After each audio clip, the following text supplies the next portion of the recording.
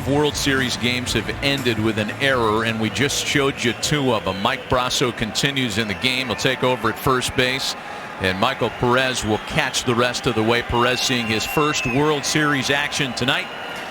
And Ryan Thompson is the new pitcher for Tampa Bay. He'll get the bottom of the order for the Dodgers, trying to keep it just a 2-run deficit here in the 9th.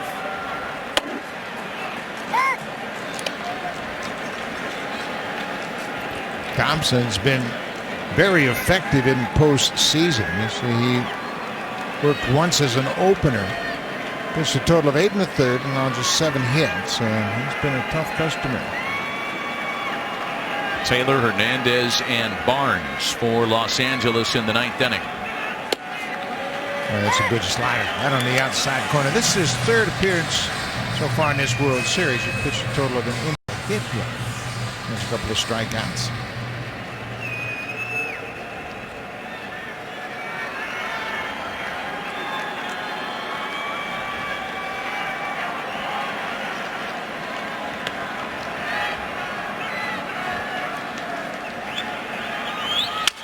Oh, 2 to Taylor, jam shot back to the pitcher. 1 away.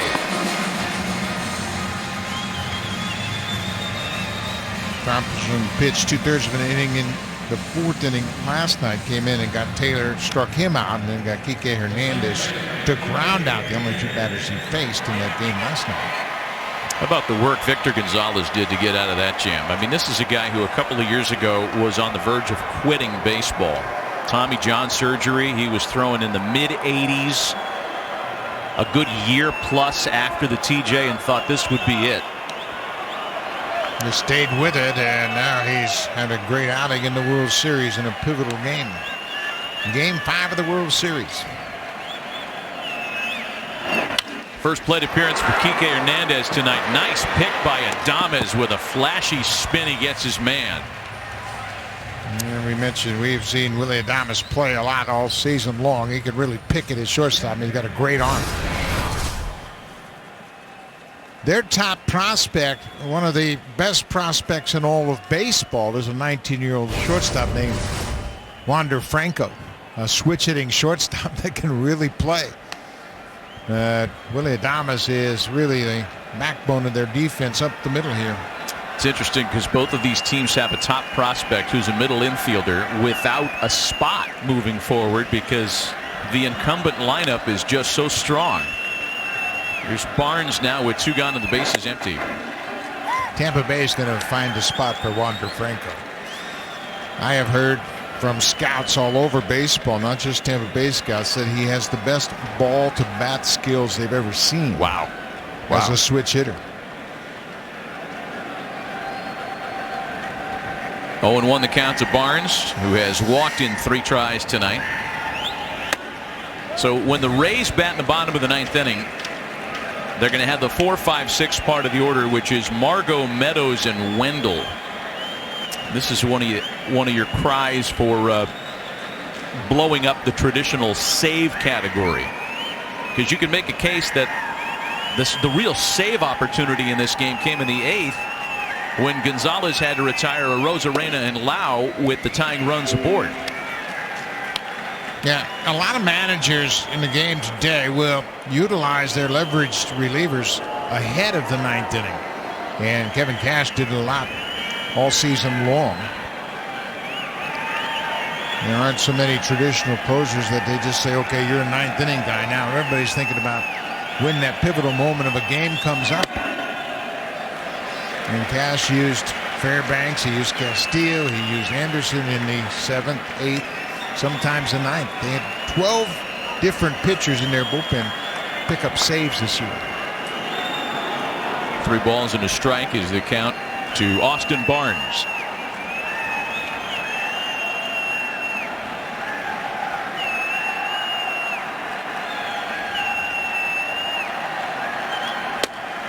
Full count now. Barnes taking all the way there. 4 runs on 6 hits and an error for Los Angeles. 2 runs on 6 hits for the Rays. Not quite the track meet that we watched yesterday, when a record 8 consecutive half innings yielded scores. 3-2. And there's ball 4 to Barnes. Tough pitch.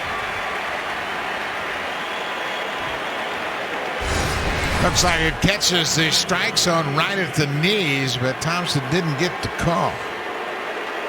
Is it high enough? Looked like it crossed high enough, but umpire Marvin Hudson didn't like it.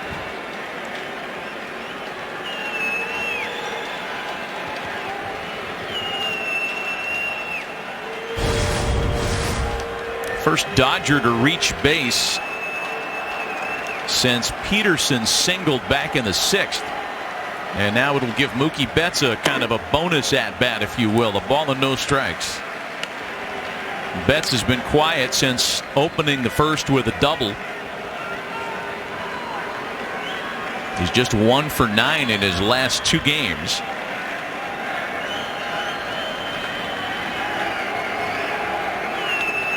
LA wouldn't say no to some late insurance tonight. Ball and a strike.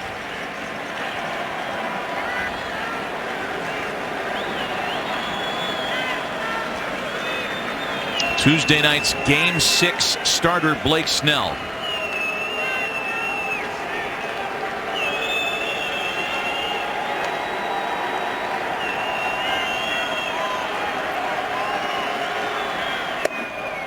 Two balls and a strike to Betts. And I would imagine Blake Snell is already processing the idea that he might be out there in an elimination game on Tuesday night. You know what? That's what you play for. Those great opportunities to further advance your team's run in postseason. Former Cy Young Award winner. He was good his first time out. 9 strikeouts. What he did in that outing that was different than the way he pitched in the seat, he was aggressive. He went right at him and threw a lot of strikes early in the game, and he got a no decision over 4 2/3. But allowed just 2 hits. Yeah, the 4 walks was a small part of the reason why he couldn't finish 5 innings. 2 balls and 2 strikes, the count to Betts.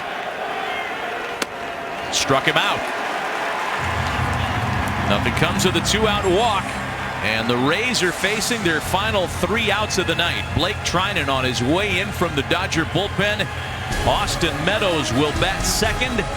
Trinan to try to close it out. He'll be appearing in his 3rd game of the series. He worked yesterday, worked 2/3 of an inning as the first reliever in for Julio Urias. He gets Manuel Margot, Austin Meadows, and Joey Wendell.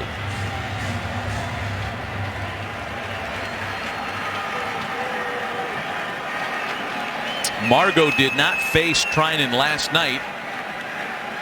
He was removed in favor of the pinch hitter who waits next, Austin Meadows.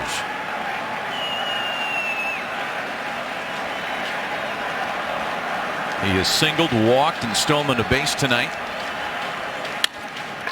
Grounded up the middle and through, and the tying run will step to the plate for the 2nd straight inning for Tampa Bay. This is not an easy part of the lineup for Blake Trinan after Margot gets the leadoff single. Now you got to deal with Austin Meadows. He struck out against May on a 100-mile-an-hour fastball, but Margot's had a good series.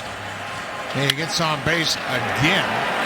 Margot had a bunt base hit in the 2nd, walked and stole 2nd in the 4th inning. Went the 3rd, and then we mentioned he was caught trying to steal home to end the 4th inning. Here's a guy that needs a hit. Trinan struck him out on 3 pitches yesterday. Got him to fish on a slider to finish off the at-bat. A ball and no strikes to Austin Meadows. Was that a little cross up there? It's hard to fathom they would get crossed up without a runner at second base, but it may have been.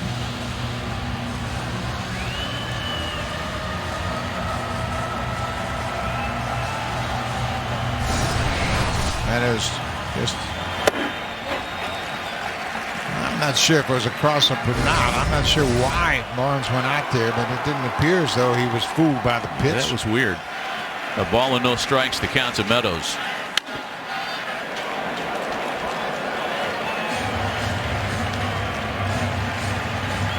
And Meadows has had just 6 hits in 47 at-bats in the postseason. And you mentioned many times that he finished up with an injury. He had an oblique injury.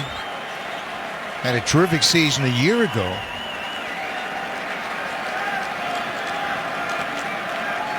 Trinan with plenty of closers experience, had that big 39 save campaign in Oakland a few years ago. In on the hands of Meadows, and he dumps it into foul territory, not by much, but that was close to being interesting. Yeah, Trinan's using that cutter and hard slider very effectively to the left-handed hitters. And he needs a new piece of lumber. And in his kitchen deep. Watch how this ball is down near the label, right on the label, and that bat explodes. Just told the bat boy, give me the one that'll save me from getting jammed. Because you're right. I mean, that's how Trinan's gone after him in each of the last 2 nights now.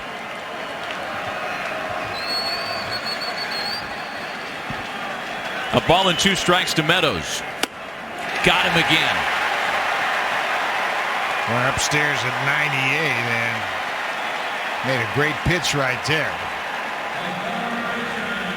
A reminder, this copyrighted telecast is presented by authority of the Office of the Commissioner and may not be reproduced or retransmitted in any form. The accounts and descriptions of this game may not be disseminated without express written consent.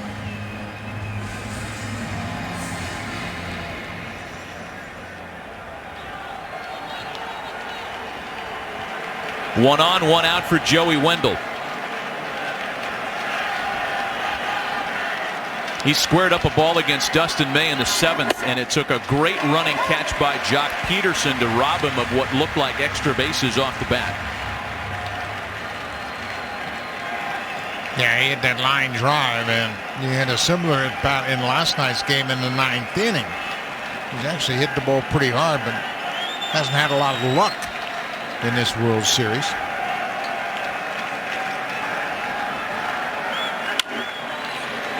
And Wendell sends a fly ball to center. The Rays are down to their final out of the night.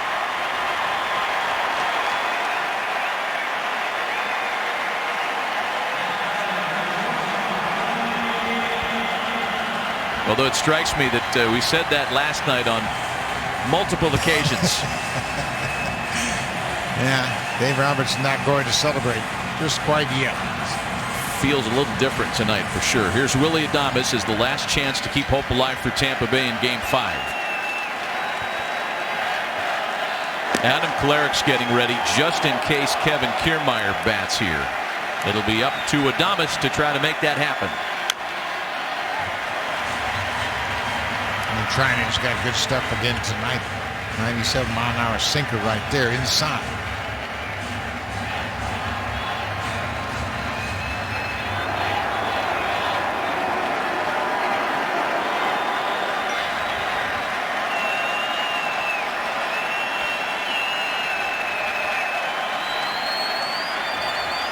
Oh, 0-1 to the Rays shortstop. 0-2.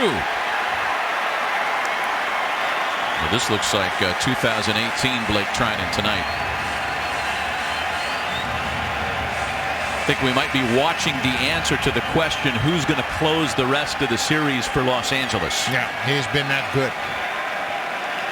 Jansen struggles. 0-2.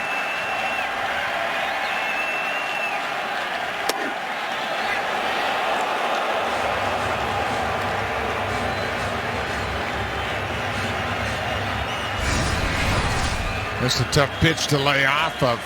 Bottom of the zone. That movement just takes it below the strike zone.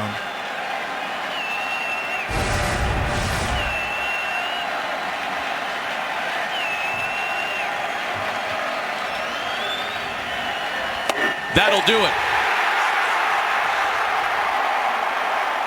The leadoff single made it interesting, as it did in the 8th inning, but the Dodger bullpen, unlike a night ago, holds in Game 5, and Los Angeles is 1 win away from their first World Series title since 1988. Very interesting line score. The Dodgers scored 4 runs on 6 hits. Tampa Bay actually out-hit them, but 2 more home runs tonight. Jock Peterson in the 2nd inning, Max Muncy in the 5th inning. And the Dodgers take a 3-2 lead here. Clayton Kershaw with another good outing. He has come up with a couple of wins, and tonight he set a new postseason record with 6 strikeouts to add to his total. He now has 207 career postseason strikeouts.